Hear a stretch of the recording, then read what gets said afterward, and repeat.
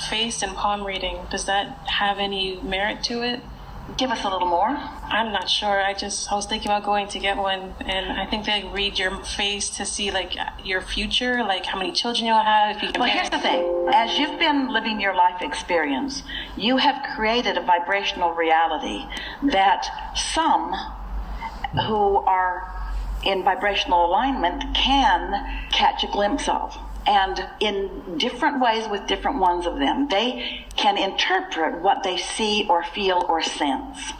And so the processes they use, like reading your palm or reading cards, they're not getting the information from the palm or from the card. They're getting points of focus that cause them to tap into the energy that give them clarity or impressions that then they can express. But this is always true. Some of what they've got going on sometimes is mixed in. Clearly how you feel is mixed in. So if you go in all uptight and insecure, your insecurity is going to serve as a sort of veil or fog that's going to make it more difficult for them to present things in a way that you can hear or trust them. So again, we're back to the same conversation.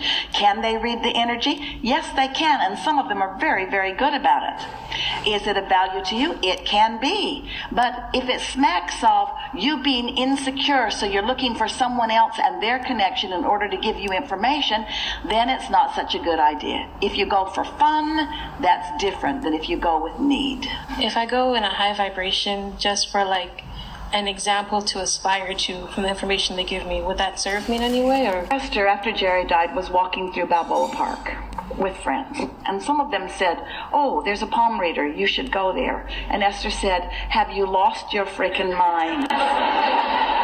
Why would I go to someone else to interpret energy when I've got Abraham?" And they said, "Just thought you might have fun." And Esther thought, "You guys have lost your minds."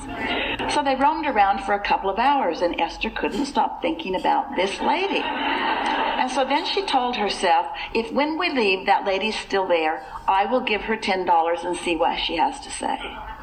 And when they got over there, the lady wasn't there. And Esther realized that she felt just the smallest element of disappointment. And then they turned the corner, and there she was. And Esther realized she felt just the smallest element of enthusiasm that she was still there. So she took out her $10 and sat down, and the woman began to turn over cards. Now, all that day, Jerry had been with Esther. In other words, he's dead, but that makes no difference whatsoever. And Esther had noticed that Jerry, quite often, when she could feel him around, she could feel him on her skin. And she would say, "Oh, I've got my Jerry legs on." In other words, she could feel the presence of Jerry. It's something she's very aware of and had been for the months that he had been dearly departed. And so she sits down, and the woman takes the cards, and the woman looked at Esther and then looked at Esther and then tried to look away and looked at Esther, and she said, "Have you got a man on your mind? Because you've got a man on the surface of your skin." Well, there was no denying that. Esther had never heard anybody say anything like that, and that woman didn't know Esther or know about Jerry making his transition, but she was reading the energy, and Jerry certainly was present, and while she had these cards, she also had intuitive knowing, and what she said was right on about that. So Esther thought, what else you got? So she turned over a card. Esther doesn't know anything about the tarot cards. She'd never even seen a deck before. She didn't know what any of it meant. While this woman proceeded to tell Esther the most wonderful things. And she said, "And the money. Oh, the money." And Esther's thinking, well, she's got that one right too. And when Esther walked away, she said to the people who were with her, "Well, that's probably the kind of reading that she gives everyone." And all of them said, No, not so much. That's pretty much the most good news that I've ever heard anyone get, and you seem to get it all." And Esther thought, well, that's about right. That's how it should go. If I create my own reality, then wouldn't it be right that someone would read the reality that I'm creating? And so let's say that there are people who could read your cards. Let's say that there are people that could read your palm. Let's say that there are people that could read your relationship with your vortex. Let's say that they can tell you what you've got going on. Let's say that they really can tap in and they really can tell you what's going on. Well, the thing that we want to ask you is, do you really want to replace your own guidance with someone like that? Do you really want to be roaming around Balboa Park looking for somebody who doesn't even stay in the same spot? She moves around. One day she's there, and one day she's over there, and then she's over there. Sometimes she doesn't even come. What if you need to know? Where did you go? But sometimes I feel so disconnected. It's hard to like get a tap, get a feel. Well, here's the thing. When you feel disconnected, you don't want a reading. You don't want somebody to say, oh, things are not good for you, because it's only temporary anyway. Why not use your own guidance system? That's like driving around in your car and the gas gauge says you're out of gas and you just go into deep and utter depression. Oh, I wish I hadn't looked. Does anyone have a happy face sticker? I shouldn't have looked over there. Now I can never go anywhere again.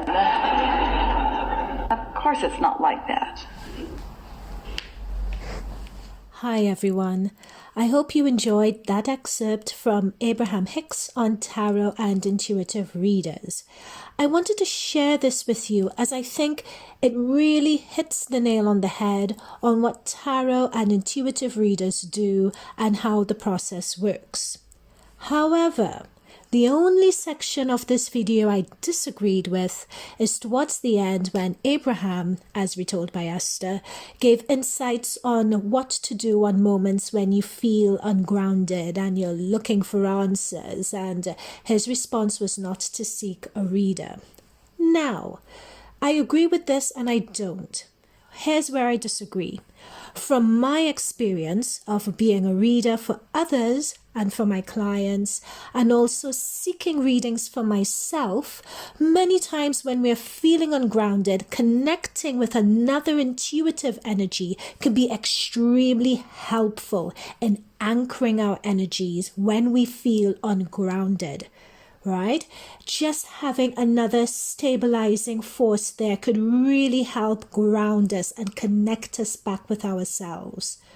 So from my experience and that of many, many others I've given readings to, it is the complete opposite to what Abraham is alluding. However, what is not good is becoming too dependent on readers. So the other end of the spectrum is really not good, as this could be a sign of not trusting your own instincts and intuition. And there would be further videos on this channel on how to develop your innate instincts and intuitive abilities. So guys, if you enjoyed this content, do let me know by leaving a comment below, subscribing for more videos like this, and selecting the like button if you found this excerpt educational and enlightening. And I'll see you guys in the next video. Bye for now.